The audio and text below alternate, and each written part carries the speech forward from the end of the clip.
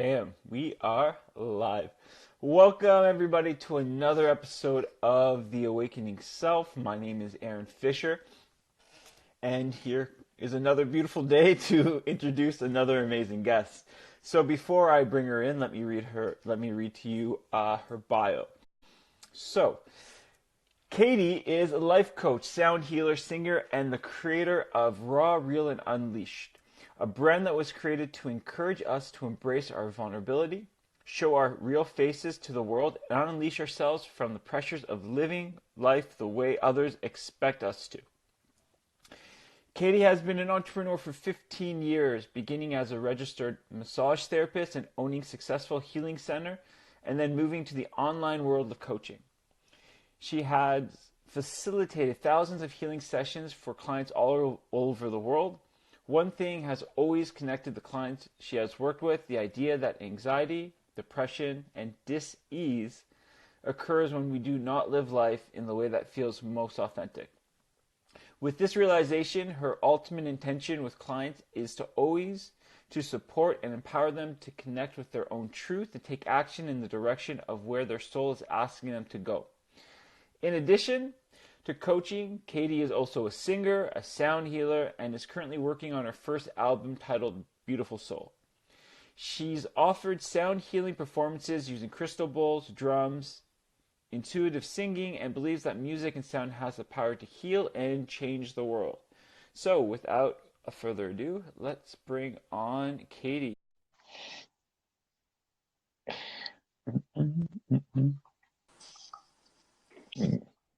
Yo. Hey. How you doing? I'm good. How are you doing? Oh, I'm not too bad. It's always interesting to read people's bios. I You did really, always find. you did really good. Oh, thank you. I appreciate it. But yeah, it's a nice little bio here. I see that you're, working on things. You've been an entrepreneur for many years, like me. You're also, you're releasing your first album. That's beautiful. I'm releasing my first book.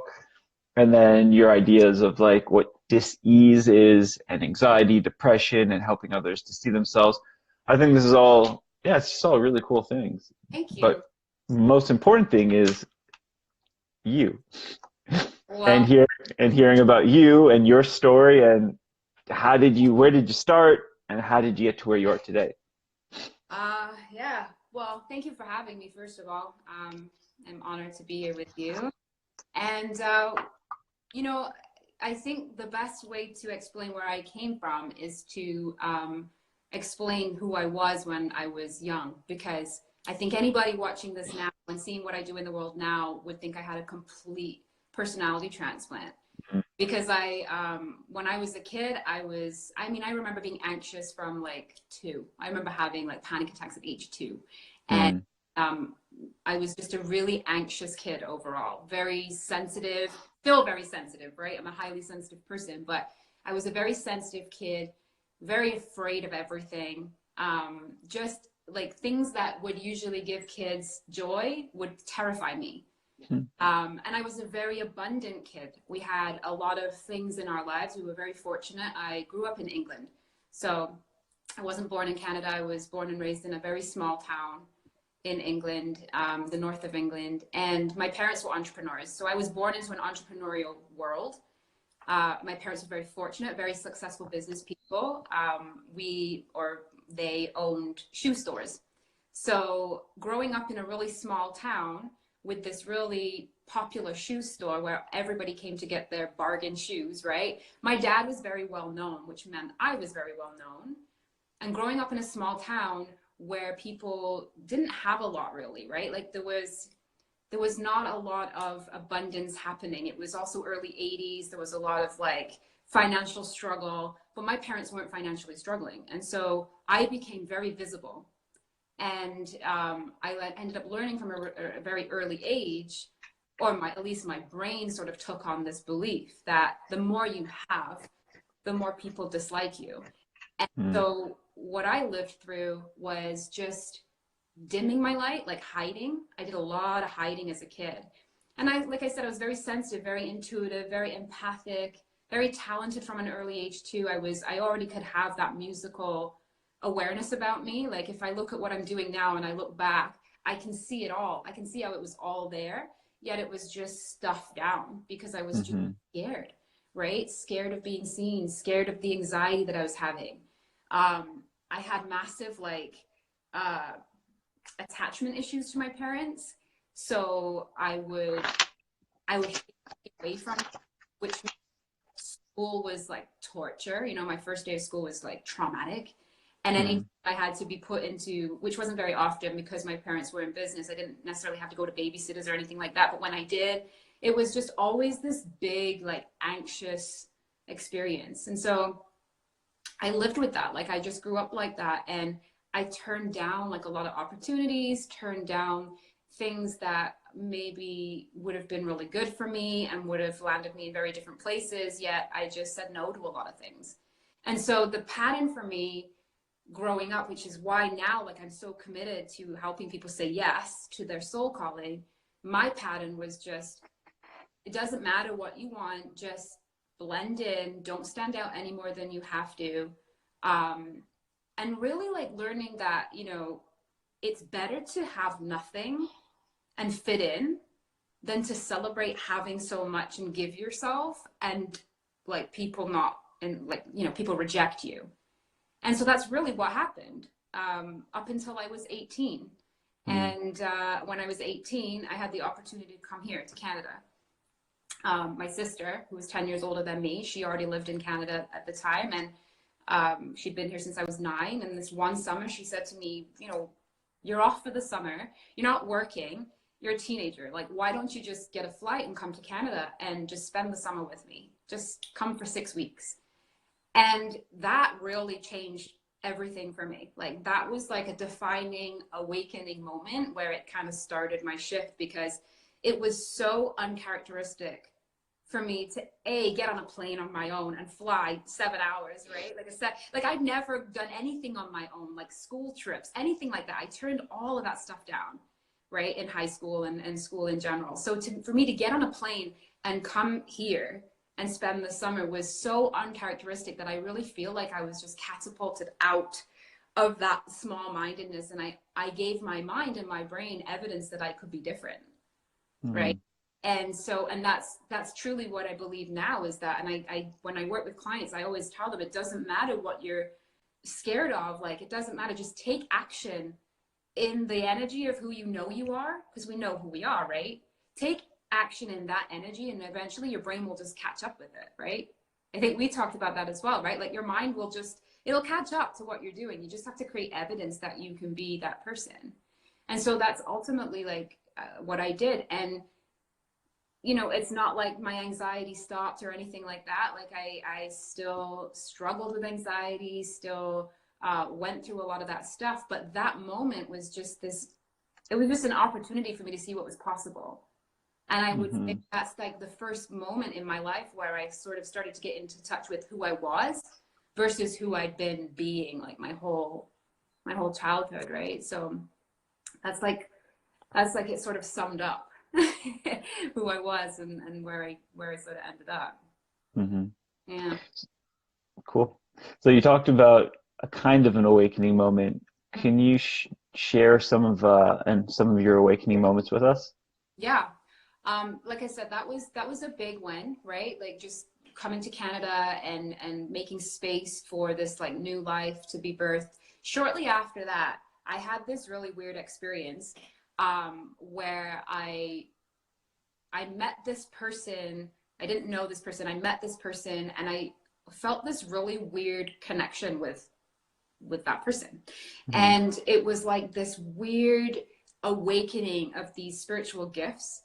And you know, going back to my childhood, like I was very I had moments where I was always tuned into something, right? Like I can see this going way far back, but it wasn't until this moment where I met this person and I had all of these like things being awakened within me, where I started to see more than what was just in front of me, right? So I started to feel, I started to see.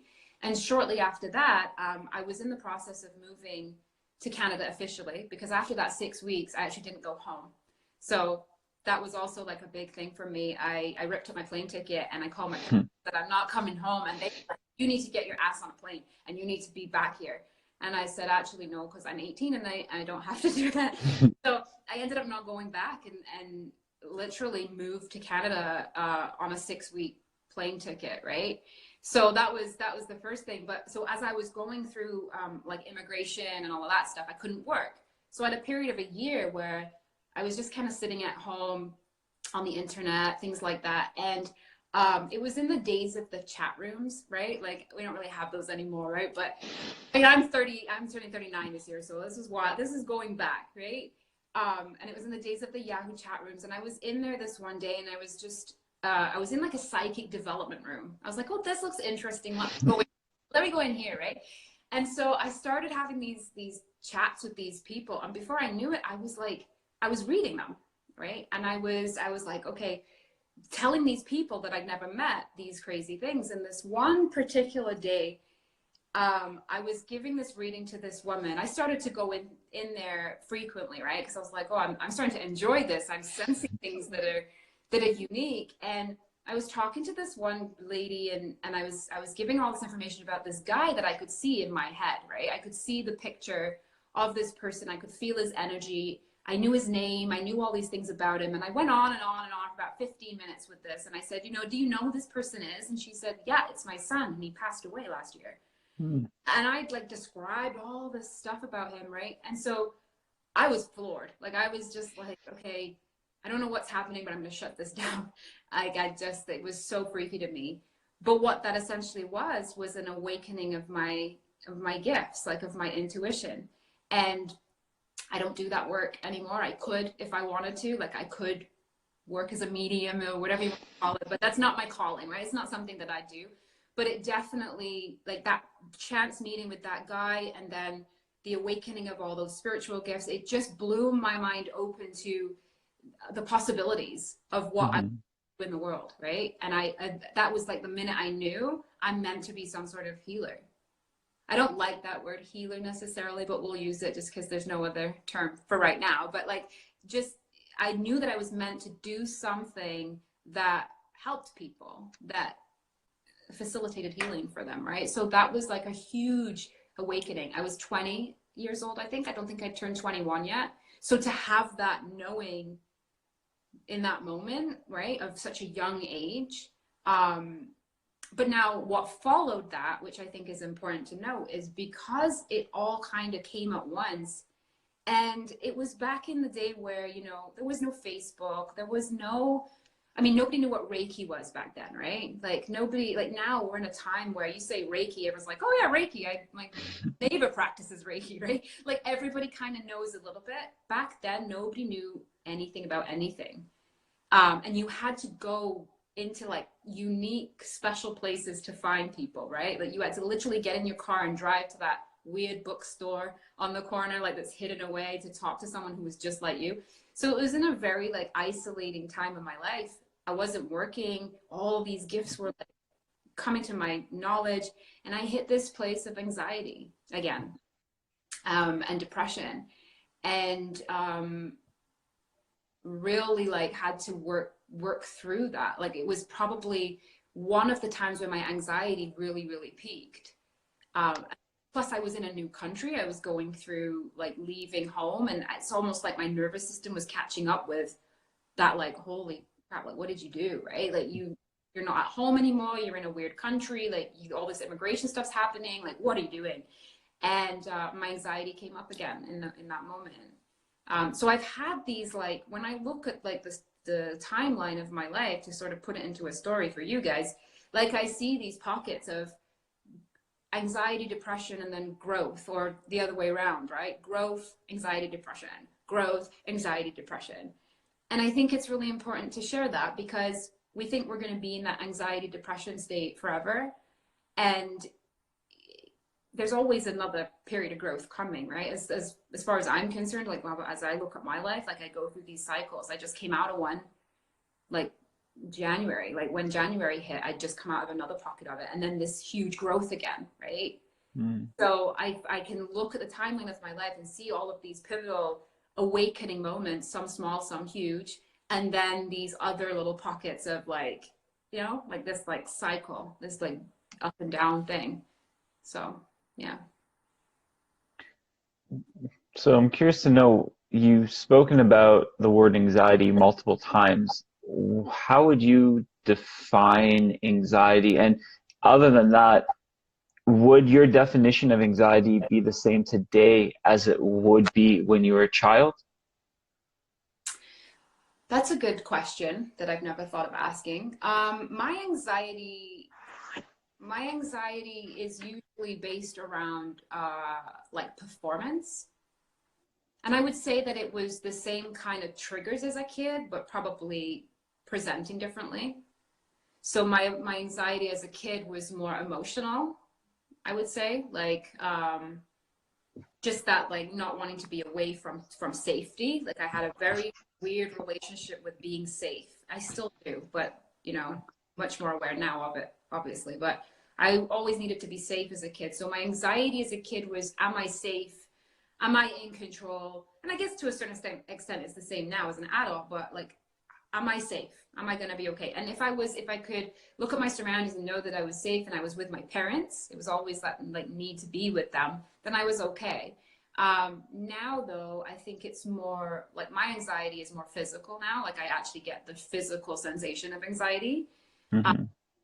and it still happens. Like and I think it's like, we think that we're striving for like complete, you know, ease all the time, right? And we're not. Like I had anxiety before doing this. Like it's just that part of me that I have to interact with in a way that embraces her. Like I see her as you know, I use these terminologies like, you know, different entities outside of ourselves, but they're within, right?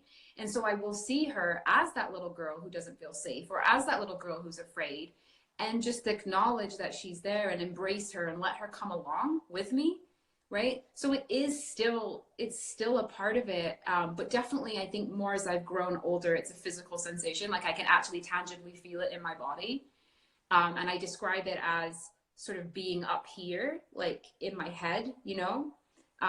It's a very frantic type of energy. Like the feeling of it is very frantic and it's all chaotic. So it's almost like watching a TV screen, and you know where you go off channel and it's like that snowy zzz, like that kind of craziness. That's what Hmm. happens in my head, and I have to physically, energetically, emotionally, all of that really like work to pull my energy back into my body and like come back to my heart, right? And sometimes it's impossible. Sometimes it really is, depending on the situation and what environment I'm in, it can be really difficult to do that.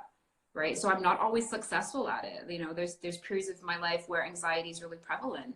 And then there's times where I don't experience it. I didn't experience anxiety for a whole 2 years at one point, like nothing, you know, and the same triggers that would trigger me just didn't trigger me at all. So I mean, you know, it's definitely yeah. My next question for you would be, what purpose does anxiety serve in our life? Not just the negative, but also the positive aspect of it. I think anxiety is an opportunity to question what's going on, right? Hmm. Like I said in my bio, which created a lot of anxiety for me to write, if I'm honest. Um, you know, in my bio, I said, I've noticed clients that have anxiety, and not always, I also want to preface by saying this is not the absolute truth. It's just part of the truth that I feel, right? A lot of the times, what is prevalent is there's something that you're not looking at. There's something that you're not honoring. There's something in this moment that you're not seeing. And anxiety usually means, for me anyway, that I'm off in the future. Like I'm not even in the room. Like I'm off in the future, you know, going over all the ways that it could go wrong in my mind. So for me, like anxiety is an invitation to come back to the present moment and to not just come back, but to ask, is there anything else here that needs my attention? Because I find that if we're not in the present moment, we're usually afraid of the present moment for some reason, right? Like people who worry a lot, people who are anxious a lot, it's easier sometimes to be anxious and in the future than to acknowledge the present moment and to make change, right? You might be in a bad relationship. You might hate your job. You might have all of these things that your soul knows it's not for you. But change can be scary, right? Change can be really frightening for people. And so it's easier almost to stay off in the future and in this period of anxiety or the state of anxiety than to say, what is my body asking me for? Even if it's that your body is just asking for you to exercise more, drink more water, that can be a scary thing. Honoring your soul is really terrifying. It's awesome and freeing and amazing, but it's terrifying. It usually means going against the grain. It usually means doing the thing that society expects different of you with, right? So I think honestly, anxiety is an invitation to come back. And if you're feeling anxiety, then just stopping yourself and asking, what is in this moment that I am avoiding? Why am I off in the future right now? And if you have to remove yourself from the situation, remove yourself. You know, there's this thought that if you're in an anxious state, you shouldn't leave. You should force yourself to face it. But that can make it worse, right? Like, especially if you leave the situation and still avoid the moment, that's not helpful. But if you leave the situation that you're in that's triggering your anxiety and go somewhere quiet where you can breathe and feel yourself, be in your heart, be connected and embodying who you are, and then ask that difficult question. What am I avoiding? What does my soul want right now? And it might be that you don't want to be where you are. You don't want to be at that job, right? Or you don't want to be in that relationship, or you don't want to be doing what you're doing. It's about getting yourself. So yeah, anxiety is an opportunity to be real with yourself, to be true to yourself, and to come back to yourself, which I think is one of the most important things we can do on our planet right now, is to come back to yourself. We're all out here, like, we're all so external and focused on everything outside of ourselves, when healing is within, right? Like, it's all inside of you. So if you're not looking inside of you, then you're not going to have the opportunity to heal. Yeah. Yeah, a lot of times you'll hear people say, well, I could have dealt with it better, but it's not about dealing with it better during the moment. And the example is, if you're a fighter, you train every single day for the fight. So when you're in the fight, you have this awareness, but you can't train in the fight for the fight. It's almost, you need to create that form of awareness prior to it. So it's like, if you're having an argument with a significant other, well, in that argument, it's hard to be able to create that awareness of, okay, in this situation, this is what I should do, because the mind that created the problem is not the mind that will solve it. So you have to take that step back, and afterwards, you take a step back and be like, how could we have handled it differently? What is it that I wanted? What is it that you wanted? And what is it that this discussion we felt was about? And better discussing it, because it happens to, it's the pre-work that helps you to deal with it.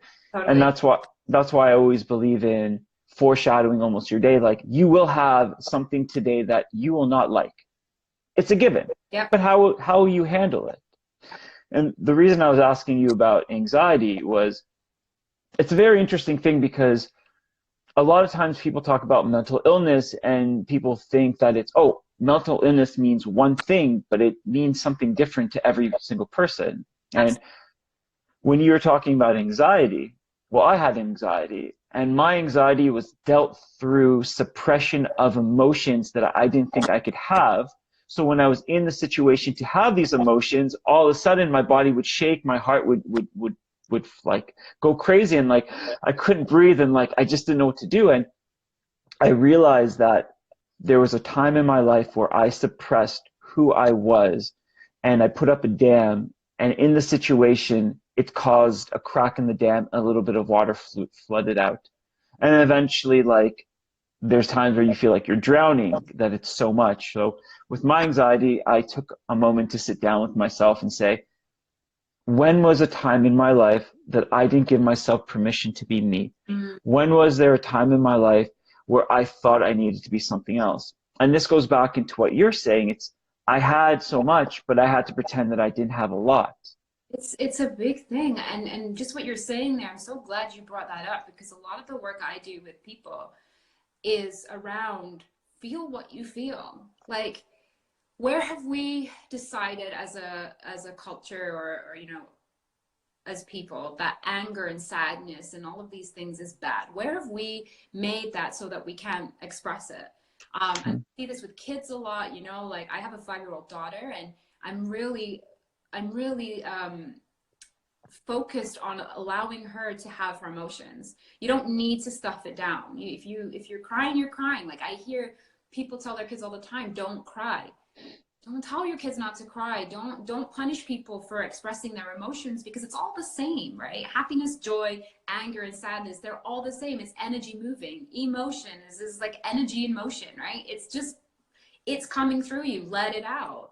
um as long as you're not hurting anyone, like, why do we have these judgments? And I think that's a really important point that you're saying. Like, as kids, we learn, even it might not be my story where I learned to shove down my abundance or my gifts, my talent, but we do learn to suppress ourselves as children, right? We learn that some things are good and some things are bad.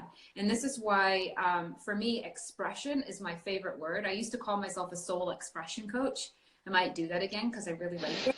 But it really is about, like, I'm going to sit with you and support you to find out, what does your soul want to express? Like, what is your soul here to express in every moment? Not just on a grand scale of, well, I'm here to be a singer and I'm here to be an artist, or I mean, like, moment to moment expressions, moment to moment, letting these things come through. And I can't tell you how many times in my life I have been told, oh, you're just too sensitive. You're too much. You're too this. You're too passionate. You're too explosive. You're right. Like, we tell each other that we're too much. What does that actually mean? Like, it doesn't mean anything about you. First of all, it means that I can't handle the expression of your emotion because I haven't given myself permission to express my emotion. And if we could all just allow each other the space to express what's really truly going on, I really feel like healing could occur in big ways, right? So, and the thing with mental health, like, everybody is going through some version of a mental health struggle. It's just we've called it mental health or mental health issue, and now we've got this again. We've labeled it as bad and good, right? And so nobody can really honor what they're going through. And being a massage therapist, I'm no longer practicing at this moment in time, but I was a massage therapist for 11 years, right? And so I saw 20, 30 people come into my treatment room every single week, and I'd look through their health history because that's one of the requirements we have. And nearly all of them had some form of anxiety, and half of them were on medication, right? So it would surprise me how many times I would see this person has anxiety, this person's gone through depression, or how many times I would share my story with them and they'd say to me, there's no way you have anxiety. Because I would present as this calm, zen, I've got my life together, spiritual goddess type energy, because that's the space I hold. But then I would start to tell my story because I believe in sharing and I believe in letting people know, they're not alone. And I would start to share the time when I had this or that. And they would look at me like, there's no way. I don't believe you. I don't believe that you ever get angry. But, like, you should come to my house then, because, like, the emotion that blasts through my being, like, I can yell, like, I can go for it. I don't have any I don't have any problem letting that through, right? And letting it be there. And so I think that's really an important point you made, is that we suppress our emotions so much that it causes disease. And I truly, honestly believe this, like, with my experience with anatomy and sort of like having the anatomy training as a massage therapist, but also like a spiritual intuitive approach.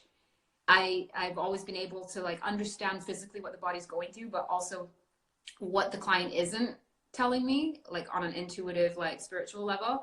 And the body absolutely responds to suppressed emotion every time. Like, and there's different things that the body, like, I'm not an expert by any means, but there's different things that the body will do physically in response to certain emotions, right? Like, certain emotions, depending on what you suppress, sadness, grief, anger, will show up in different parts of the body.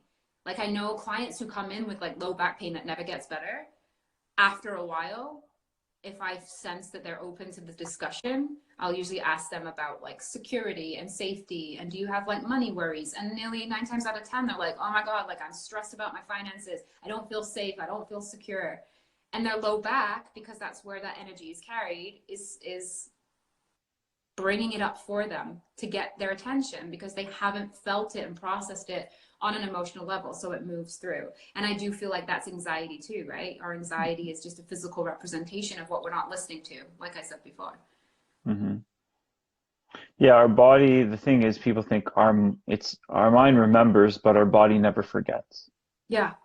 No, and that's the thing. Like, I used to say this too to clients, like, listen while it's a whisper.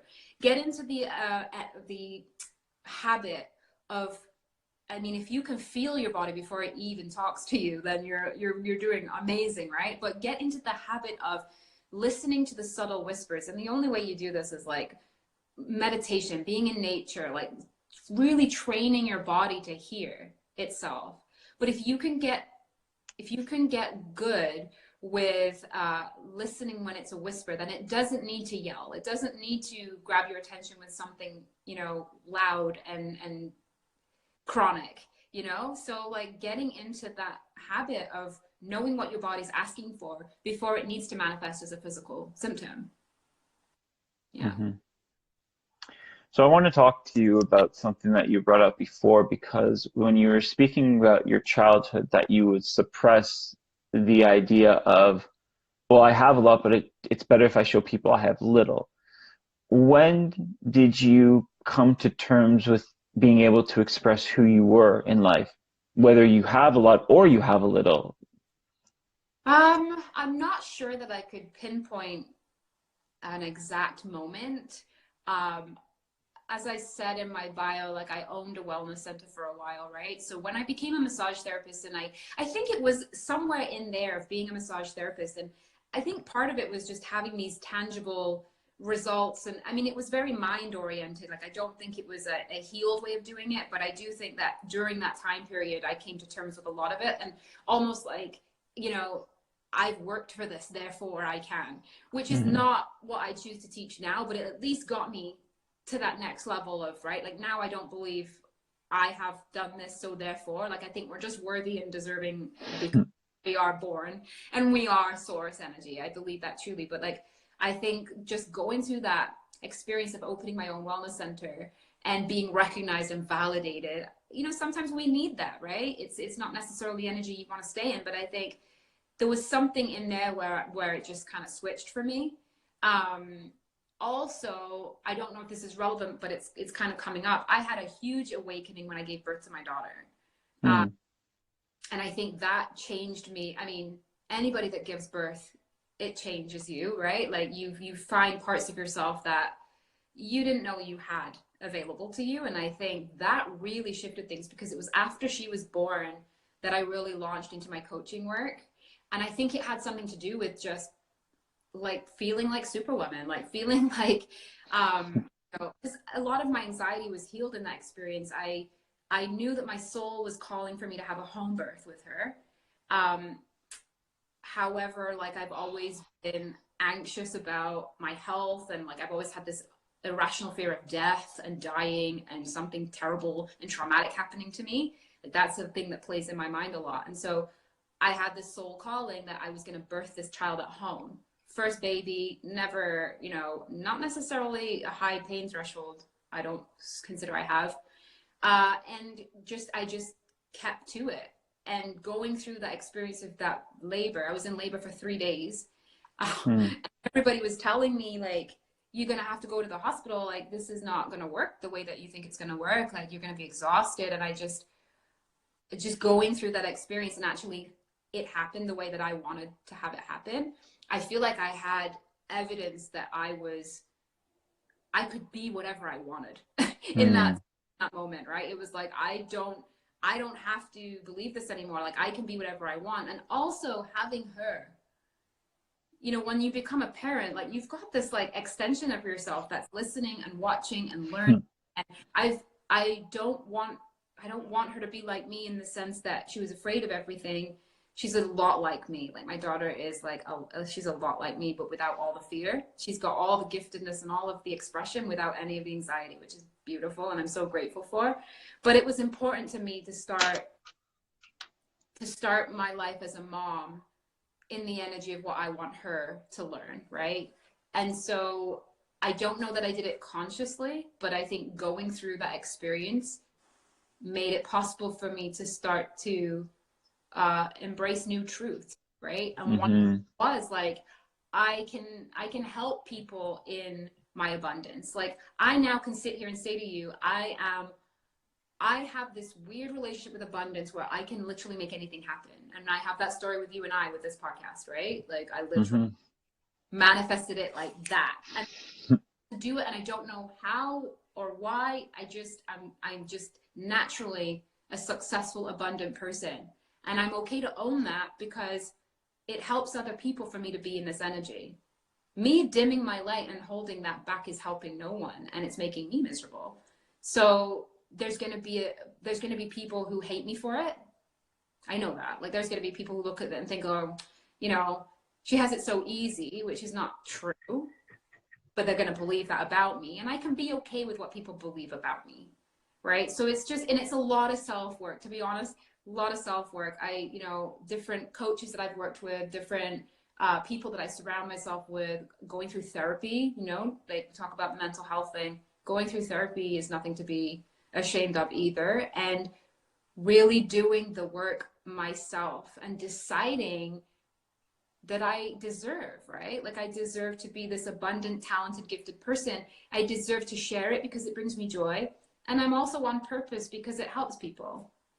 It doesn't help everyone, but it helps people. And if I can help 1, 2, 200, 2,000, 2,000,000 people, then I'm good, right? Whatever it is, it is. So, yeah. I think it's good. I think what happens at a young age, I'll speak personally about myself, is, at a young age, you go from showing something to eventually growing up to just being something, Mm. right?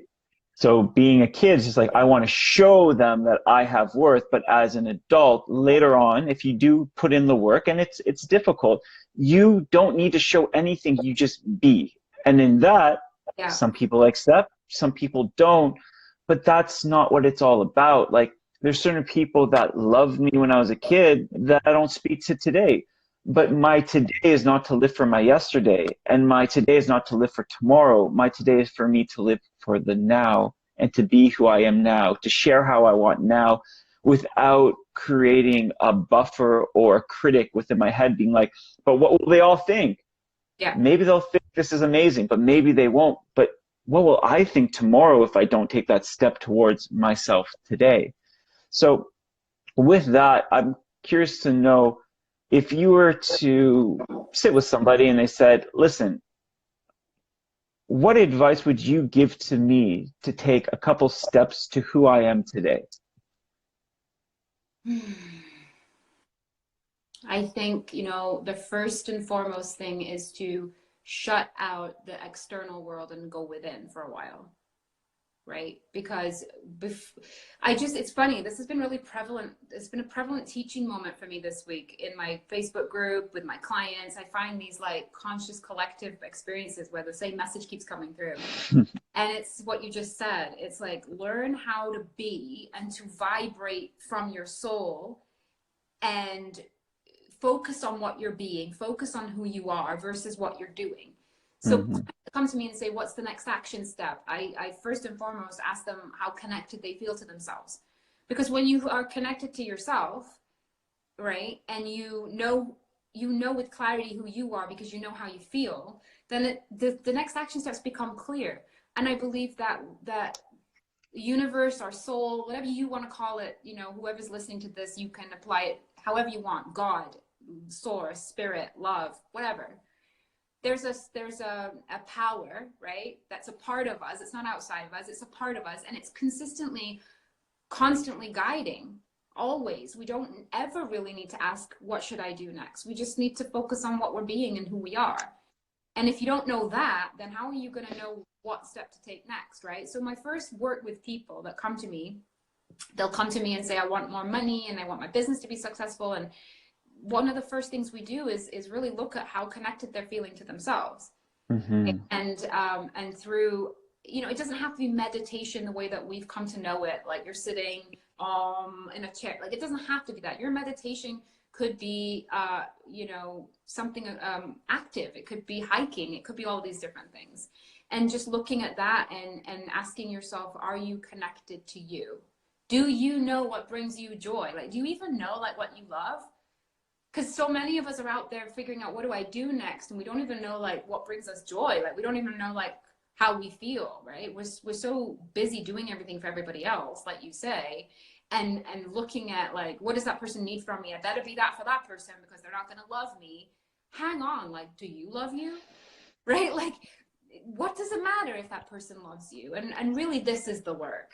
Honestly, truly, like, everyone wants to say, but are you going to teach me how to make money though?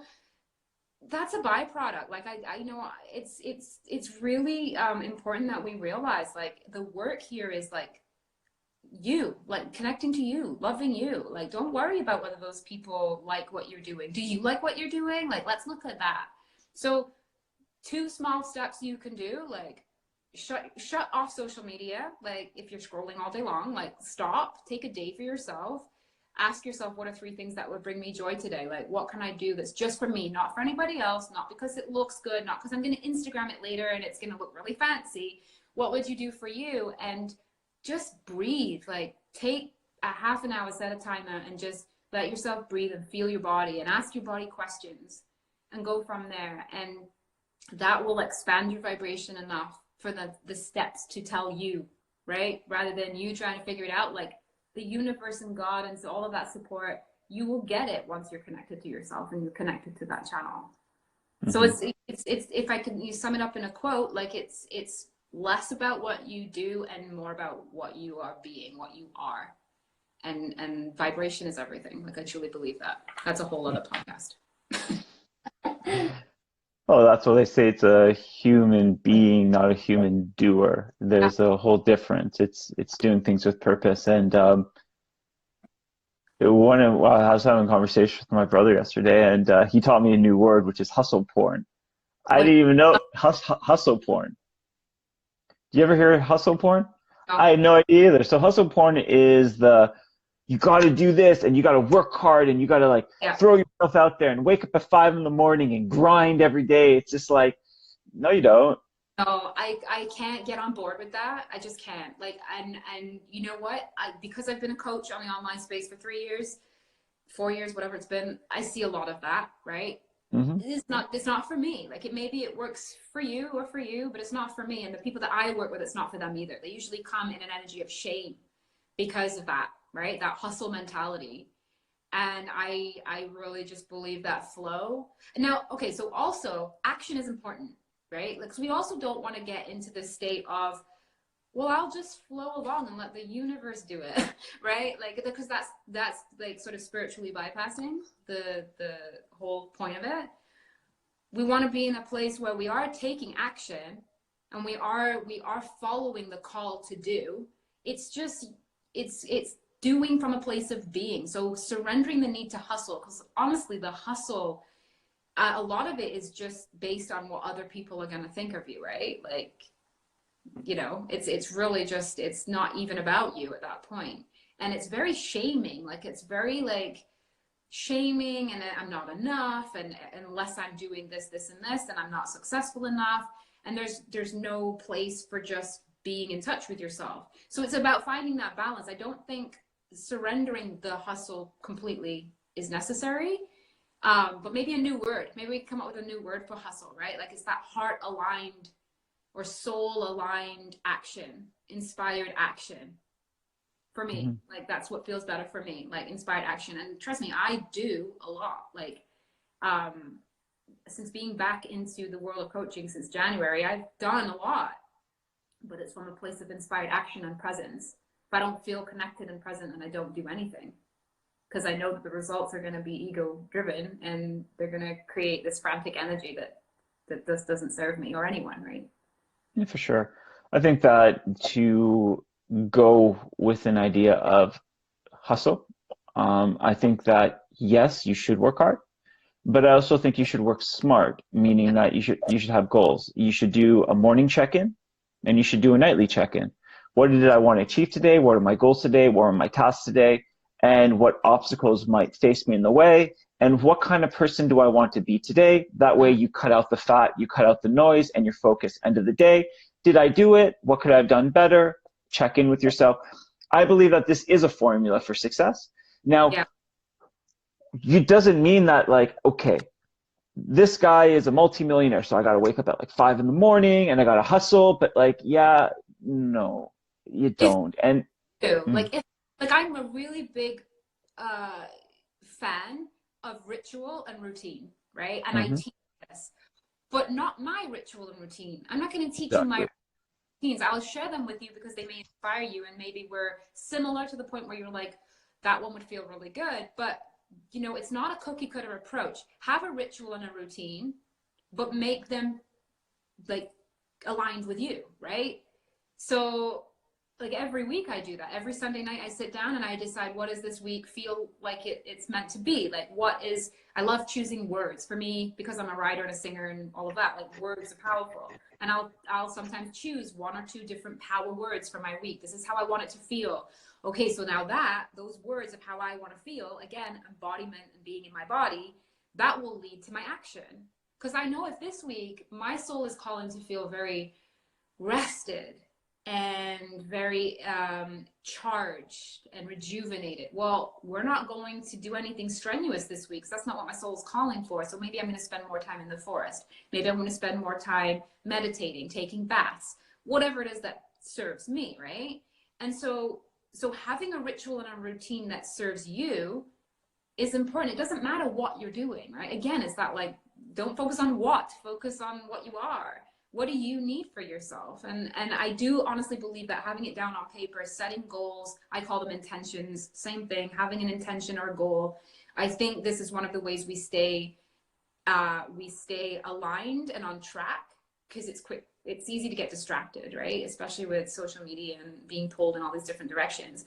I think definitely having intentions that you write down, but also having some flow to it. We don't have to be so rigid, and we don't have to wake up at 5 a.m. That was one of the things that a coach that I was working with that was really great for me. One of the things she started doing was waking up at 4 in the morning to journal and meditate and all of this stuff. And I was like, she inspired me so much. I loved her so much that she didn't force me to do it, but I took it on, like, I should be waking up at 4 a.m. At the time, Maya, my daughter, was like, I don't know, 8 months old or something. So I tried it, and I ended up so, like, anxious and depressed, and but I kept like pushing myself to do it. Like, I have to keep doing it. And now when I look back at that, I realize, because now my morning routine feels really good. Like, I've got my morning routine to a point where it is slow and easy, and there's no stress. There's no, like, I don't rush myself in the morning. I stay in pajamas till the last second. Now, to someone else, that might seem like not being productive enough. To me, that's what my soul needs to be productive after, right? So yes, have the routine, have the ritual, do the things that are connecting to yourself, but do them in the way that feels right for you. Mhm. You're not a nature person. Well, going and forcing yourself to walk in a forest for an hour is not going to connect you to you. You're going to be living someone else's suggestion, right? So yeah, it's good that you said that about the 5 a.m. wake up call, because it's not for everyone. And this is why you got to ask yourself what you most need to thrive, and follow those, and also be aware that the guidance you get from your soul, when you really start listening, you might start to get some guidance that freaks you out. It scares you. It might be some big stuff that you're told to shift, right? And having the courage to do it. Mhm. Yeah. Yeah, to get to this kind of place, you have to trial and error and learn what works for you, what doesn't work for you. Yeah. If you wake up at 5 a.m. and it works, then go for it. If you wake up at 4 a.m. and it works, go for it. If you can do all these amazing things, like, Yeah. go do what works for you. Yeah. But there is no cookie cutter way to success that, like, if you do this, you'll be successful, because you have to first define what your definition of success is. And Yeah. then you have to understand what are your goals. Like, the universe has, like, I say this a lot, but the universe has your back as long as you have your front. Meaning, like, let it know what you want to go, and then it's like, oh, I see your clear goal and your direction. Let's move towards it. And it's not about hitting your goal, but it's understanding your value system, because who you are when you reach the goal might change. But if you're in line with your values, well, that makes sense. It's like if your goal is, I'm going to climb the mountain, that's fine, but climbing the mountain, you might burn out. But what are your values? What Yeah. is it in your system that's like, well, one of my values is discipline, it's patience, it's taking a breath. Okay, fine. So now I understand that my goal is to climb the mountain, but this is the values that are going to take me up there. So it is really taking the work for yourself, but my values can't be your values. My No. goal can't be your goal. It's who I am is not who you should be, because who you should be is not who I should be either. It's And understanding. that takes full circle kind of, right? Because like, you know, in the coaching culture, or in the, not even coaching, but in the personal growth culture, we're told what our dreams should be.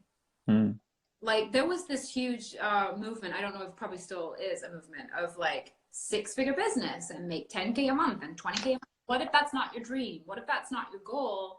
What if you just want to make 5 or 2 or 3? What if you want to get rid of all your belongings and just make enough to live in a tiny house? Are you not good enough now because you're not Tony Robbins? Like we really need to be living our dream and not based on someone else's idea of success and what that is, right? mhm, And allowing ourselves that freedom to want what we want, you know. And yeah, I think it's really important. Like live your dream, but make sure it's yours. Make sure it's your dream, you know. Like I think we have these ideas that unless I'm driving a fancy car and living in a 2-car garage home with this and this, then I haven't reached success. But you have to be in touch with what your definition of success is. How do you know you're successful? How do you know when you've reached that place for you, not what the rest of the world thinks? And this is like, oh, talk for hours about it. Like it really is, you know, so many people living their life based on this societal thing. And that's what Raw, Real, and Unleashed was about when I first brought it out, right? It was like, you are allowed to live your life even if it doesn't conform to society's expectations of you. If you mhm, want a Mercedes and a 6-bedroom house and that brings you joy, go do it. If you don't, and the idea of success for you is driving a smart car and living in a tiny home and living alone and having 6 cats, and that's success for you, that's like contentment and peace and fulfillment, then do that. And mhm, get yourself into a place where you don't change your behavior and your actions based on what the world thinks, because life is short. You're going to die one day. Like really, truly. You know, like we have such a limited amount of time to do what we want to do. Um, and that's one thing that I'm really, really like committed to for me is I will follow my soul no matter what you think of me. mhm, I might not find it comfortable. I might struggle with it. I might still have like human emotions that come up, but one thing is for sure, if my soul tells me something, it's happening. mhm. Even if that person's not going to agree with me or that person's going to be upset, or it doesn't matter. Like that's what I'm here to do. And that to me is my value. I'm here to live out the life my soul came to live. For sure. And that's a very good point. The fact that it's whatever you want. If it is having multi-million dollars and doing big things, then go for it. If it's living in your van, amazing. Not one is better than the other, because richness is not found in your bank. It's found in the joy. It's, Tony Robbins actually says this line. He goes, success without happiness is failure. Yep. And to set up when you have a goal, checkpoints along the way to check in with yourself, to ask yourself questions. What am I doing right? What can I do better? How do I feel? Like, is this still aligned with my values? Like, doing these kinds of things are very important, but the answers are your answers. They're not my answers. And that's why these things of checkpoints are so important. So we have a little bit of limited time left. So I will ask the final question. So we have about 5 minutes left before it cuts off. So my my last question for you is, if you could speak to your younger self, what would you say to them? Chill out, man. Relax. You're safe. It's all good. Um, I think I would just tell her that she's loved. She's safe. Like, you know, you don't have to worry so much. It's all gonna be okay. Yeah, Hmm. that's it, really. I mean, it sounds simple, but that's all she really needed to hear. It's a good exercise to do too, right? Is to go back to your, I do that with clients a lot. Go back to your younger self and ask what she needs, what he needs, because he or she is still active in your body right now, and she needs to Oh hear yeah, it right now. So yeah, I would just let her know that it does all work out fine. And maybe I would let her know that it's safe to be seen, so that, I mean, I don't have any regrets of what I did as a kid. I think that our story makes us who we are. I would never go back and say, well, I wish I'd sang on stage sooner. No, my story made me who I am today, made me this voice, right? But I may just let her know, like, it's safe to say yes, you know? Maybe say yes a few more times, because I think we could have had some cool experiences that we didn't get to have. But we're having them now, so it's all good. All for good. sure. Okay, so before we go, I just want to acknowledge you for all the amazing things that you do in your life, for the amazing work, for being the mother that you are, the singer that you are, the coach that you are, the person that you are, and constantly sharing your love and your journey with other people in the world and not shaming them or blaming them for not being you, but accepting them for being themselves, and really appreciate that. So before we go, where can people find you? You can find me mostly on Facebook and Instagram under Katie Luna Lipman. I'm sure I'll be tagged here. I have a Facebook group called Raw, Real, and Unleashed Community. It's just a group of people that are living the raw, real, and unleashed way. We have all kinds of fun stuff in there every week. And it's best to just, yeah, reach out on Facebook. My profile's public, Katie Luna Lipman, or my business page, Katie Lipman. And I answer all of my own messages and stuff like that. So if you have questions or want to work with me, you can just drop me a note, and I'll get back to you. Cool. I'll make sure to include all the links in the podcast description and everything. So once again, thank you so much for your time and energy. Appreciate it. Lots of love, Erin. Talk soon. Talk soon. Bye.